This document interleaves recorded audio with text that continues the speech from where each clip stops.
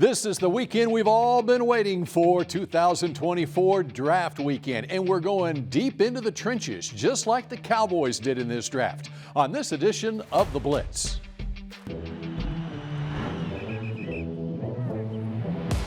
Pops out to the right, breaks a tackle.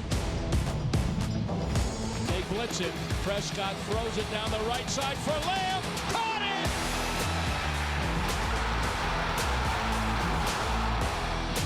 Back to throw, rush, sacked by Parsons. Belt-tie snap. Prescott with plenty of time. Lobs it in zone. Jake Ferguson.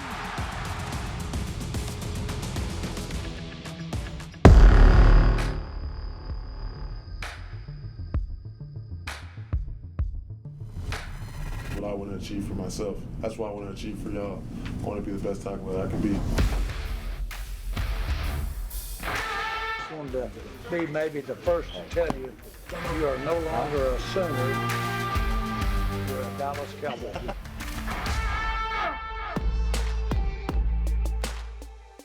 From the Senior Bowl to the Scouting Combine to Pro Days and finally draft night for Tyler Guyton, your newest Dallas Cowboy first-round draft pick. This is The Blitz. Bill Jones along with Nicole Hutchison. It's always a great weekend, but particularly, I think, for the Guyton family down in Maynard, Texas, wouldn't you say? Man, they were so excited to be here. Toured this whole Star facility. His mom and dad, I know they're all family. Their whole family are actually Cowboys fans their entire lives. So, yeah, that's cool to see. That's exactly right. Yes. And I think the Jones family, there's some high fives in the Jones family too, because the Cowboys came into this draft wanting to accomplish a couple of things in that first round. Jerry Jones did. He wanted to trade down because, as you know, in free agency, there hasn't been a lot of action around here. So you need as many players as you can get. So he trades down, then he takes Tyler Guyton. Let's look at that strategy behind that first round trade as the phone was ringing off the hook in that draft war room. Oh, for sure. And Jerry Jones said in the press conference after day 2 that they were confident that they'd have the players available. So they were kind of really just trying to play chess, right, and trust the process.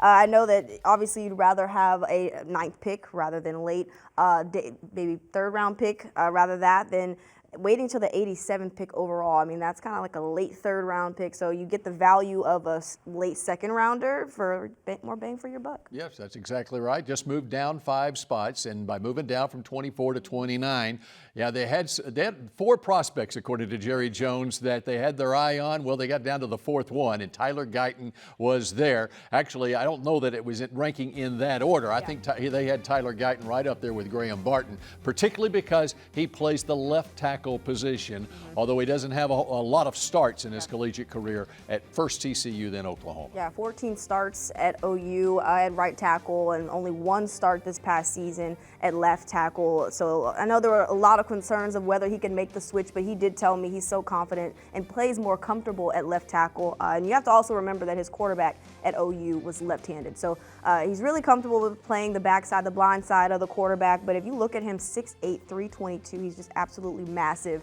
And I mean, he moves very well for his size too. So huge pickup for the Cowboys. And I'm excited to see what he brings to this offensive line. And I think the Cowboys are too, because they look at him as the upside that he has. He has a high ceiling, they believe, because he was late to the game of football. And he was playing on the defensive line his senior year at Maynard High School, and then converted to the offensive line first at TCU, and he filled out that big 6'8", 322 now frame. Yeah, I actually asked him about that. You know, you basically had to prove yourself your entire life, right? Only playing 1 year officially of high school football, and then coming to TCU, having to prove yourself there, and even at OU, you have to prove yourself there as well. So he said, I'm used to this, you know, and I'm ready to just prove my worth here as a Dallas Cowboy.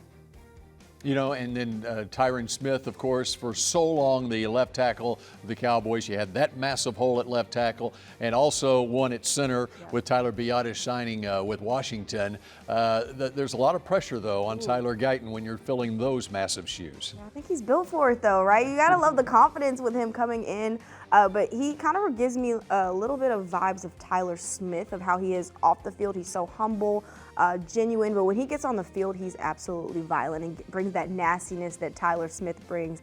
And he was an All-Pro last year, right, in 2023. So I'm looking forward to this new addition. You know, you mentioned that you had an opportunity to talk with Tyler as we did when he made the visit with his family and with his friends, flew on a private jet. Man. Yes, Jerry took the private jet down to bring the whole Guyton family and friends up here to the Star in Frisco. And when we come back, Tyler Guyton joins us in studio to talk about that big night in Maynard, Texas, when he got the call and his tour of the Star.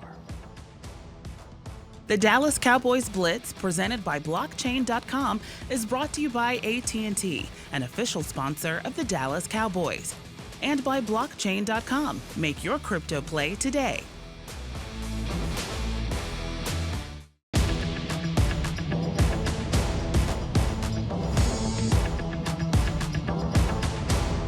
This segment is brought to you by AT&T, an official sponsor of the Dallas Cowboys.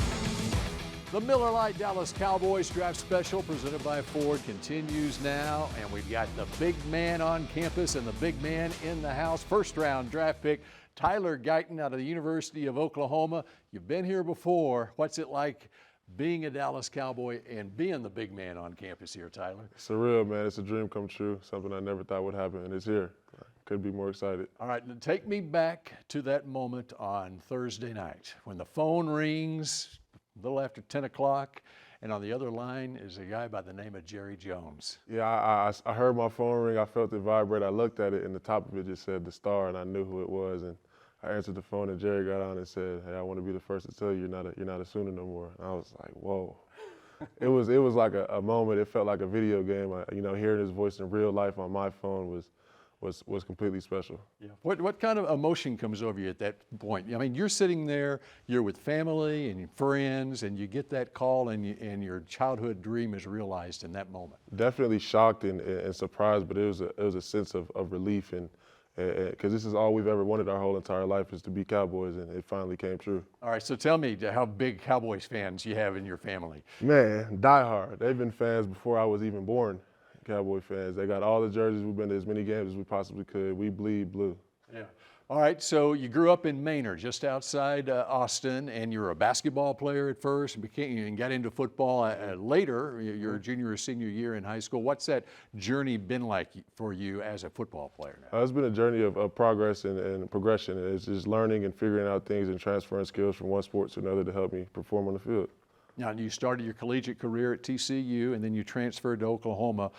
How far have you come here in the last couple of years? Playing for Bill Bedenbaugh, one of the most respected offensive line coaches in the country. In fact, there have been, about a dozen offensive linemen from OU who have been drafted in the last 10 years, and a couple of first-rounders like yourself now. What was it like, your development the last couple of years? It was a completely new page. Going to college is a different beast. It's having to beat another level, I feel like that's what's going to be like going into the NFL, but it's a challenge, and I'm here for it. Going to college was special, though. I was really on my own. I had to learn what I like and what I don't like and follow a routine with what I wanted to do. And I feel like I figured myself out. Now, you have played left tackle and right tackle, but here lately, because you had a left-handed quarterback at Oklahoma and Dylan Gabriel, you were protecting his blind side as a right tackle. What do you think is the key switching back over to be a left tackle in the NFL now? Just repetition. When I put my mind to something, I can do it, and I truly believe in that. I've played a lot of left tackle. I actually prefer it more, and I feel like I'm better at it too. So just switching the plays around and techniques, it'll be pretty easy for me. What have the last 24 hours been like for you? A whirlwind of emotion and something I could have never imagined. Yeah. What is it that you feel like you bring to the Cowboys? I feel like I'm bringing a dog. I love football. I love the Dallas Cowboys. I truly do bleed blue, and this is everything to me. Now, who were the favorite Cowboy players for your family? Whether it's you, your dad, whatever, anybody stick out from the past? My dad was a big Tony Romo fan. All right. And for a long time, we've loved all the Cowboys, big Jason Witten fans, and since I started playing tackle, I was a big Tyron Smith guy. Yeah, there you go, and you're right there where Tyron was a fixture for over a decade here. Did your dad have a Tony Romo jersey? I think he did. No more Tony Romo jersey for him. He's wearing number 60. You're wearing number 60 for the Dallas Cowboys. Congratulations, and we look forward to following you throughout your Cowboys career. Thank you so much. And coming up on the Blitz, we dive into the other half of that first-round trade, the third-round pick, Cooper Beebe, when we come back. This segment was brought to you by AT&T, an official sponsor of the Dallas Cowboys.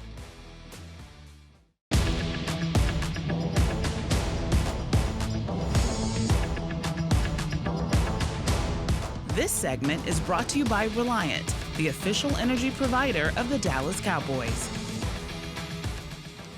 Well, the Cowboys believe they hit home runs on this draft weekend, and they literally are going to try to hit home runs at the annual Reliant Home Run Derby this coming Wednesday. Gates open at 6, Riders Field right here in Frisco, Texas. Of course, free admission as the Cowboys go deep. And speaking of home runs, as we welcome you back here to the Blitz, Bill Jones along with Nicole Hutchison. I think the Cowboys hit it out of the park in the third round with their first of 2 third-round picks, and that's the offensive guard from Kansas State, Cooper Beebe, and it's a grand slam if he can turn around and play center in the National Football League. Man, I know the Cowboys were looking for a kind of a flex player who could play it all, right? And they certainly found one in Cooper Beebe. I know our very own Nick Harris spoke with a Kansas State staffer and asked if he's able to play center, and they certainly said yes, he can play all 5 positions on the offensive line. I mean, you look at that, that's flexibility. He brings nastiness, and obviously in the run game, he can be a huge help. And when you look at what Tyler Guyton kind of struggled in the run game a little bit, right? 25th in run blocking grade last season in 2023, but I mean, this guy right here has it all. I mean, he can carve out run lanes and does not allow pressure up the middle, certainly something that the Cowboys struggled with last year. Yeah, he's a road grader, as they say, but he can also pass protect, too. Yes, We saw that when the big Tavondre Sweat for Texas tried to bull rush him, and he held his ground firm there. When you're a 2-time Big 12 Offensive Lineman of the Year as well, and he's got the measurables as well, a 7.44 cone drill. If you go back through history, the top offensive linemen in Cowboys history, they're right around that area in those measurables. Yeah, and you look at the success that the Cowboys have had with their offensive linemen the past, since 2010. I mean, they have definitely hit on offensive linemen, but I mean, he also he does not lack in experience as far as starts as well. In 3 years, he allowed just 2 sacks. Yeah, that is a number to circle. And a 4-year starter at Kansas State, a Wildcat program, which, by the way, has been at the top of the Big 12. In fact, 2 years ago, won the Big 12 championship game over a TCU team that made it all the way to the national semifinal, and he was a big reason why. 2-time team captain. Yeah. You love all this stuff, and it goes back to that first-round trade again. Yes, you got Tyler Guyton late in the first round, but then this is the clincher for the deal, what you did with this third-round pick, number 73, that you got from Detroit. Yeah, something that Mike McCarthy also mentioned, though, in the press conference after day 2 was that, he's excited about that competition within that room as far as Brock Hoffman. What do you do with him at center, or do you play him or move him at guard or anything like that? So I think the competition will be a lot of fun. And looking beyond this coming year, we look at all the needs that the Cowboys have this year. Zach Martin, who's headed to the Hall of Fame. Well, I'm sad to say he's not going to play forever at right guard. And this is a guy, if he doesn't play center, he could be the heir apparent to the future Hall of Famer at right guard for the Cowboys. All right, when we come back, we turn our attention to those defensive draft picks. And yes, that's a guy that Mike Zimmer is very excited about at linebacker when we come back. This segment was brought to you by Reliant, the official energy provider of the Dallas Cowboys.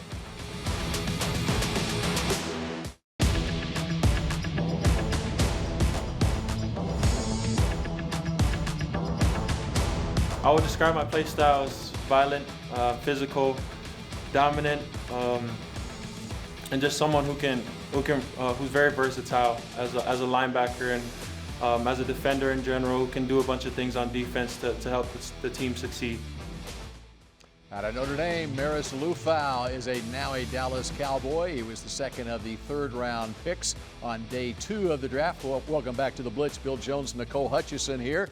And in the second round, it was a defensive pick that the Cowboys made as well. Marshawn Nealon, a defensive end out of Western Michigan, a guy with a high motor, plays with the same kind of relentlessness. Let's see, another second-round pick from about 10 years ago. Exactly 10 years ago, DeMarcus Demarcus Lawrence has played with, and he might be the heir apparent to D-Law at left defensive end. Yeah, and you look at how, obviously D-Law is still playing at a very high level, but he's getting older. He's in his contract year, so you have to keep those things in mind. But when you look at what Dorrance Armstrong left, right, he was a top 10 leader in sacks in the NFL in 2023, so obviously big shoes to fill. It's finding a depth and rotational piece. So I think that Marshawn Nealon is actually that good depth piece that the Cowboys need at that position.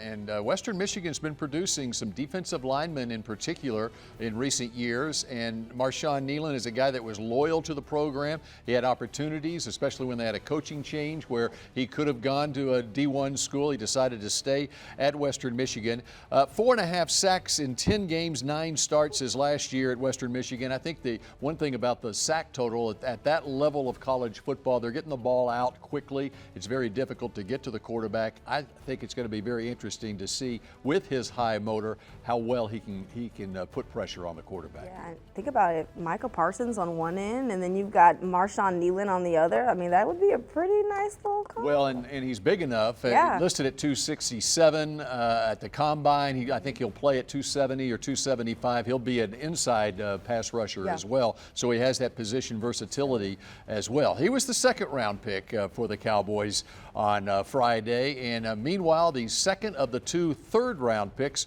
was a linebacker from Notre Dame who you just heard from, Marist Liufau, and at 6'2", 234 pounds, I heard him described as always the most energetic player on the field. Yeah, and definitely one of the fastest players in this draft. I mean, he had an official here in Dallas, but he also has football in his bloodline, right? He's a cousin of LA Rams star wide receiver Puka Nacua, so obviously bringing a lot of talent, athletic ability here to the Cowboys, but you can use him in so many different ways, right? Special teams as well, and then you can also use him in that linebacker room. It'll be kind of fun to see what he does with Eric Kendricks, Damone Clark, Demo, DeMarvion Overshown in that room, and how well he can kind of produce for this Mike Zimmer defense. And what he showed at Notre Dame was not only coverage ability at linebacker, but he also lined up on the edge at times and can put pressure on the quarterback, very fast in his rush. And so I could see him, you could line him up on the outside as a Sam linebacker, but I think he's probably a guy, when you look at those linebackers that were in this class, he's probably a guy that Mike Zimmer targeted that might be the guy that can start inside in sort of that Eric Kendricks role that we'll be seeing this year. Yeah, you look at the ways that Mike Zimmer does use his linebackers, right? You drop him into coverage, and he's a guy that, you mentioned it, when he drops into coverage, he's only allowed 0 touchdowns allowed when in coverage since 2022. That's in 443 snaps. So good number to just really think about there. That's right, a 2-year starter at Notre Dame playing against some tough competition. All right, when we come back, we wrap up this 2024 draft class and show you what the Cowboys did on Saturday.